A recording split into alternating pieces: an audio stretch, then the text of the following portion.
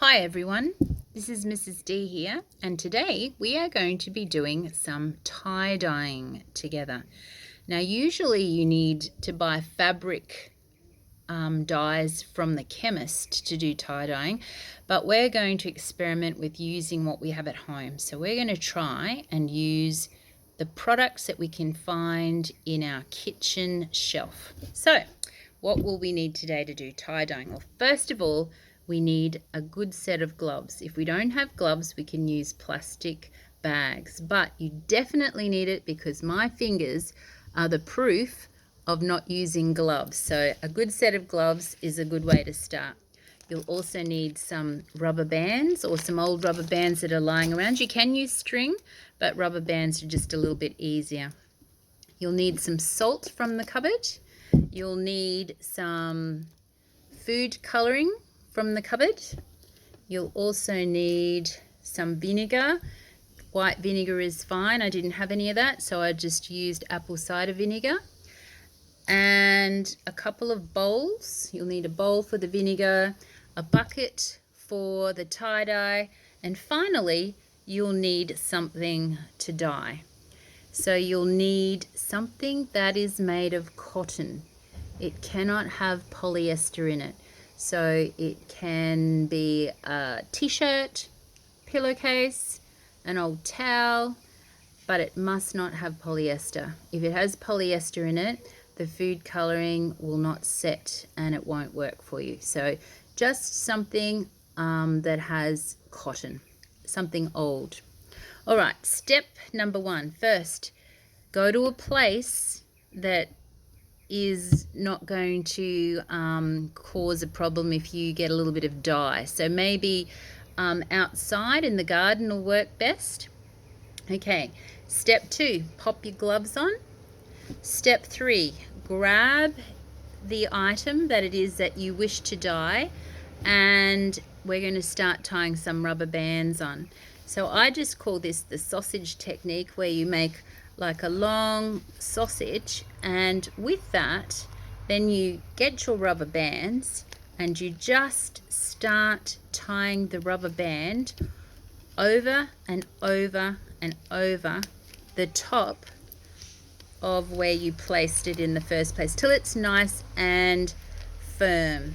And what that does is it leaves a band.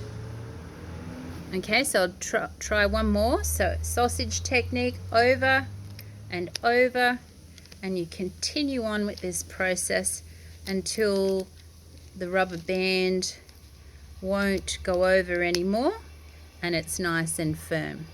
All right, once you've covered your material in rubber bands and you're happy enough with that, then what we need to do is we need to grab a bowl and we soak the material in vinegar. It can be vinegar and water or plain old vinegar.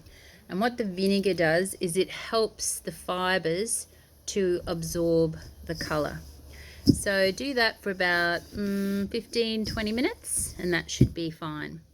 From there you prepare your bucket ready to do the tie-dyeing. So into that bucket you put some salt. I usually throw a good few handfuls of salt in, so an adult might be around to help you with that. What the salt does is it helps to set the colour into the fabric. I use hot water, but cold water is fine. So fill the bucket with water halfway up, and then choose your food colouring of choice. So you might want a blue tie-dyed t-shirt. So pop the dye in, and I usually use, if I'm using a bottle like so, I'd use probably about a third of the bottle, depending on how strong you want your t-shirt, pillowcase, piece of cloth to be. And then you set it aside and let it do its thing. While it's doing its thing, it'll probably need a good 1 to 2 hours. If you've got more than one person that has their cloths or pillowcases in there, it's a good idea to tie a little string onto that with your name so that they don't get mixed up. Okay, then the next thing that you need to do out in the garden is make sure your gloves are on. Pull out the cloth and just wring it. And if you've got a garden hose, you could lightly dampen it down and just get any excess dye out. And then the exciting bit happens with your gloves on. You get to undo your tie-dye that you've created.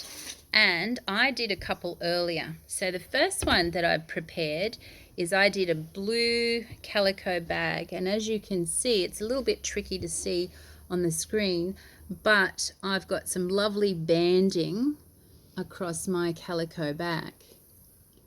Then I've also done another technique where I got a pillowcase and I scrunched my pillowcase up like so, and then I took the dye and I squeezed the dye on the pillowcase, and then I didn't let it soak in the water. I just got my gloves, squeezed it together, and out in the garden I went, and with my gloves I gently undid the rubber bands, and let's see what I have here. This wonderful colored cloth that I created by using a number of different colors.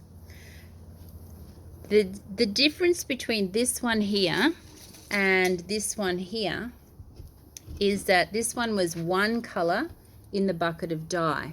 Now what will happen is if I wash this separately in cold water, then this one won't lose its color. Whereas this one here, you have to be really careful when you wash this one, because you keep it separate from everything else, because the dye will definitely come out in the wash. Lots and lots of fun. You can experiment and make many wonderful and interesting items using tie-dye. Give it a go, see how you get on. See you next time.